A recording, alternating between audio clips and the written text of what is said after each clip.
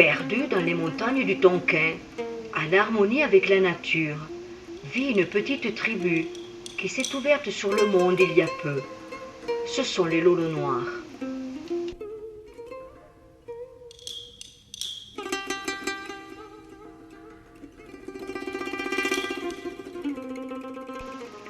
L'ethnie Lolo est originaire du Yunnan en Chine.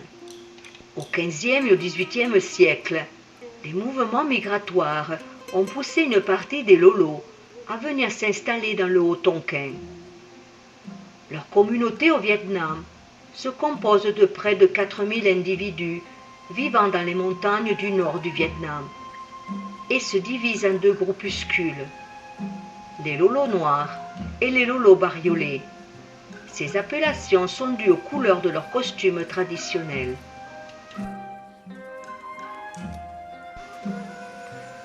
Les Lolos croient aux esprits et aux génies.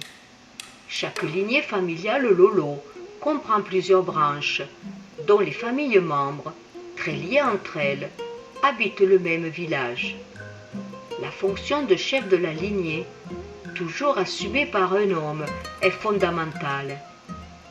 C'est lui qui assure le culte des ancêtres, garantit la solidarité, garde les tambours sacrés, qui sont des instruments permettant la communication entre le monde des vivants et le monde des morts. Les Lolos noirs mènent une vie tranquille, partagée entre les tâches agricoles, la corvée de l'eau, ramasser du bois, s'occuper des enfants et de leur foyer. L'hiver est une saison qui permet de se reposer après la harassante récolte du riz.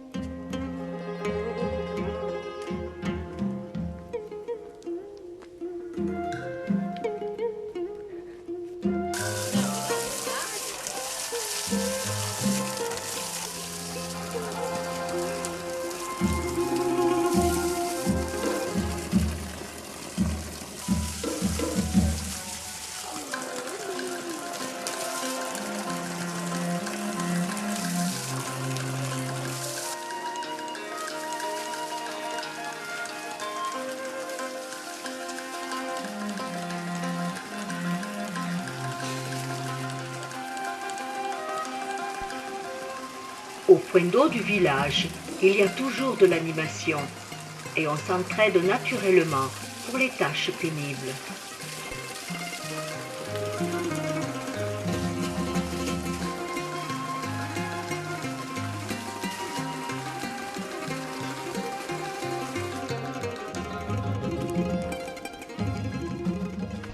Les Lolos ont choisi des endroits hauts et secs, surplombant les vallées et leurs rizières, pour vivre en toute quiétude.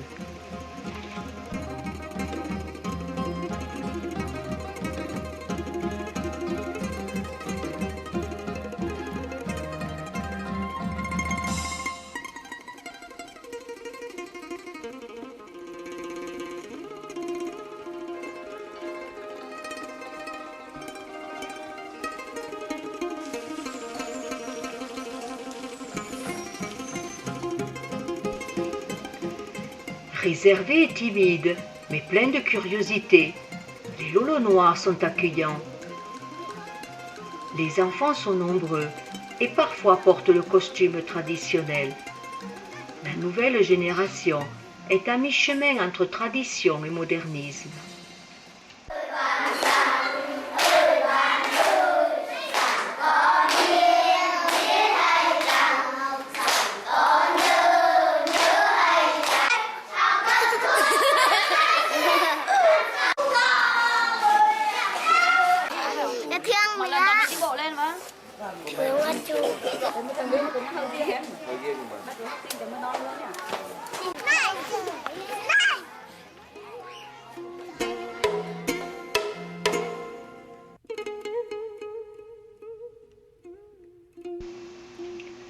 La mode vestimentaire des lolos reste traditionnelle, surtout chez les femmes.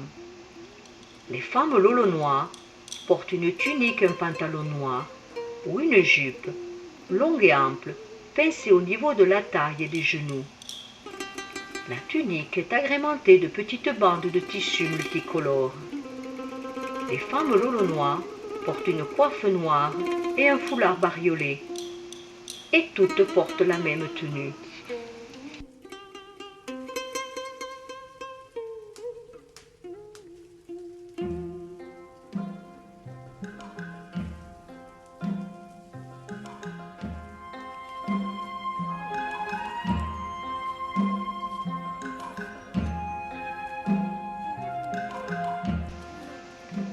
Il n'est pas facile d'être femme lolo. Les tâches quotidiennes sont rudes à accomplir. La corvée de l'eau et donner à manger aux animaux leur est souvent réservée. Les lolos noirs élèvent des animaux pour le labourage, les fêtes et comme monnaie d'échange au marché de Caoban. Le foyer est toujours allumé, car s'il sert en hiver pour chauffer la pièce principale, il sert aussi pour faire la cuisine.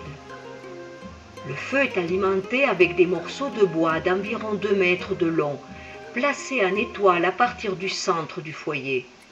Ils sont avancés au fur et à mesure de leur combustion. Le foyer, c'est aussi l'endroit où toute la famille se réunit pour parler, éplucher du maïs et prendre les repas.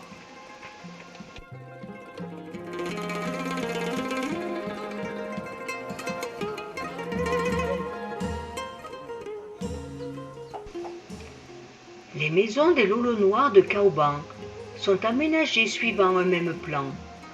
L'espace, à même le sol, est réservé aux animaux d'élevage et au stockage des outils de travail. Préparer la piétance des porcs prend plusieurs heures matin et soir.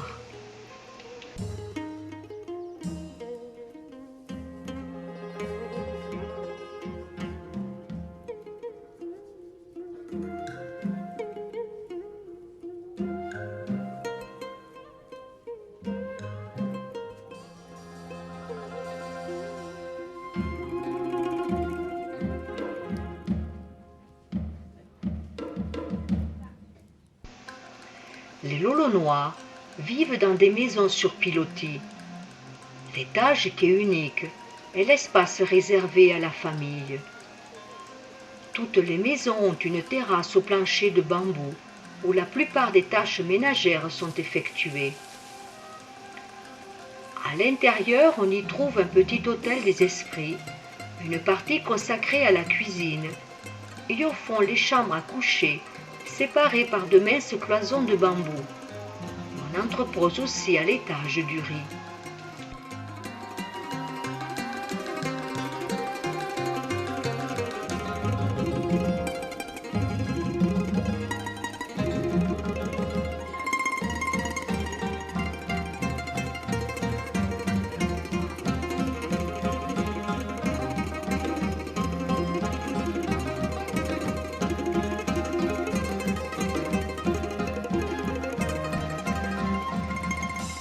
Même s'ils vivent un peu à l'écart du monde et défendent farouchement leurs coutumes, les lolos noirs sont très courtois.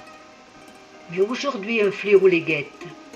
Le modernisme, qui entre peu à peu dans leur maison, balaie les traditions et menace leur identité et différence.